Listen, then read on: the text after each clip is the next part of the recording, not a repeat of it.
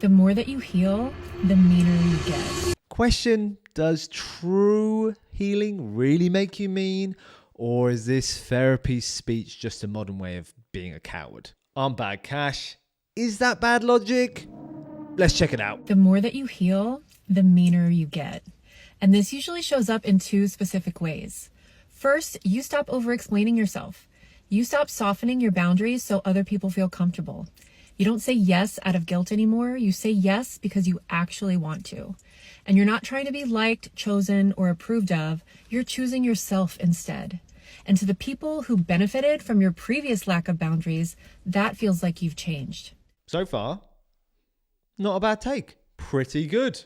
Thumbs up. Yeah, when you finally begin to figure out what you will and won't tolerate and what you do want for yourself, when you start implementing those boundaries to others, that's going to be jarring. That's going to put people off. They're not going to understand what's happened. To them, this new firmness will feel mean, to put it simply, because they've lost wiggle room. They've lost an element of control or understanding of the dynamic. This is good so far, so let's hope it doesn't fuck up. Second, you become ruthless with your energy. Not cold, not avoidant, just clear. You stop forcing connections that cost you your peace. You don't need closure conversations or dramatic exits. You just quietly disengage, because healing teaches you that peace is more important than proximity. So yeah, you might be a little bit meaner. You might seem bitchier, but really you're just no longer available for chaos, manipulation, or self-abandonment. And that's not mean, that's growth. Little baseline logic check here. There may be a little subtle confusion here, but I think she's confusing self-respect with stonewalling. And I don't think those two can really sit in the same field. I think there's a time for stonewalling. It depends on the severity of the relationship, what state it's in. But one thing she is missing here is that there's a massive difference between softening your boundaries and refusing communication. A boundary about communication is just a wall, straight up. Let me put this question to you. Does true maturity really mean just quietly and silently walking away from someone who once mattered to you? Or does it require an element of courage to look them in the eye and tell them why the dynamics changed?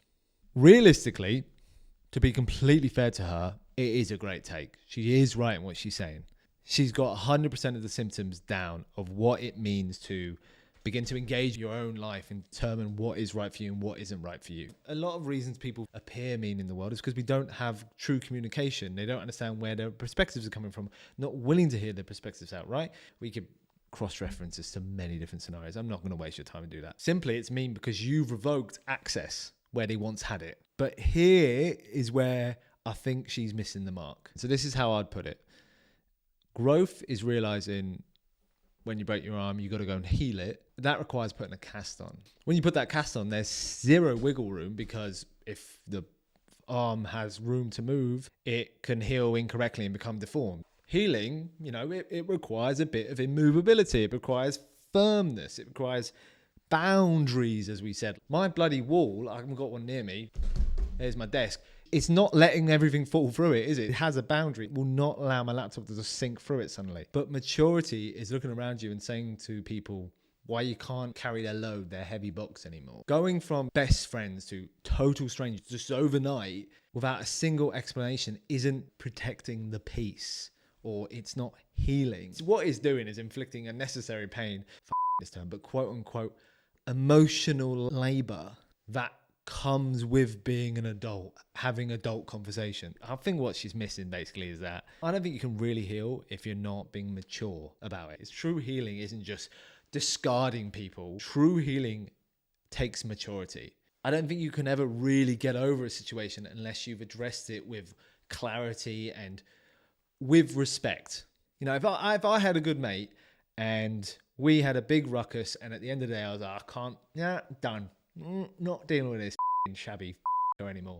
To be able to truly heal past that moment, and a true healed person would have the strength and offer that person to sit down and have a chat. You're basically offering them a band-aid to patch up their end or help you patch up your side. But if you're just kind of like just quickly dissipating into the background, dissolving, disappearing, to save yourself the friction of the situation, that's not full healing. Basically, you're being lazy and you're out of the way. You know what? Well, I think that actually means for all of us is knowing where your responsibilities end. Everyone says you don't owe them something. You don't owe them something. I think true healing means you owe it to yourself to try and reach out and explain to them, help them understand. True maturity, which is true healing, means you look at someone in the eye and go, look, I need fucking space. I need fucking space from fucking you. Preferably not like that, but you know what I mean? Straight up 100%, because you know people will do this as well. But if you offer clarity and you offer charity with your words and they just fucking scream and rage and shout and fucking curse at you,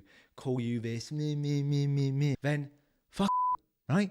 As much as true maturity and true healing's offering that final extension of peace, it's also going like, off if you're going to be a twat and go, look, I've tried to heal this. I've done an attempt of it. And if they don't want it, well, then that's then their wound. That's their situation to heal with themselves. Because you've tried to heal it as much as you can or completely or whatever. And if they're not about it, then you don't have to stick around and wait until they feel good. That's also true maturity and true healing, right? So she's right there. She's pretty good there. She's got a good point there. What she's missing is actually finishing the relationship. It's offering understanding and clarity and closure. I think without that, it's not actual healing. It's kind of self-masturbation, a little tug. Because ultimately, if you walk away, they walk away in silence, you're guaranteed both of you are bleeding out. You know, no one's coming out alive in that situation. No one's actually coming out, truly healed. They're going to carry that in some way.